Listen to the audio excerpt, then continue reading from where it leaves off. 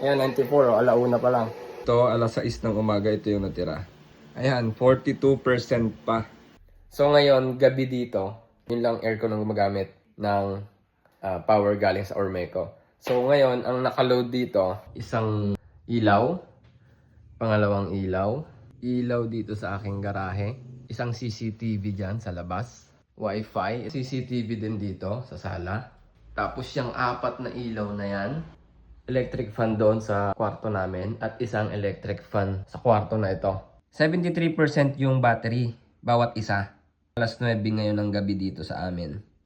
Remaining working time, ayan, dyan yung makikita kung ilang oras yung itatagal ng battery. 15 hours. Hindi ko nabanggit. May ref din. So mag-count tayo ng oras. Kung 15 hours, 12:30 or 12:25 bukas bago pa siya malobat. At yan po, umaga na ngayon. Alas 6, may araw na rin. Ngayon, titingnan natin kung ilan pa yung charge ng battery. Kagabi, alas 9:30, pinatay ko na yung mga ilaw. Natira na lang yung ref, dalawang electric fan, CCTVs, Wi-Fi. So, ito, alas 6 ng umaga, ito yung natira.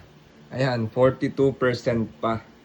Hindi ko pa ginagamit yung aircon sa solar kapag gabi kasi bibitin pa yung battery. Kasi yung load ngayon, 447.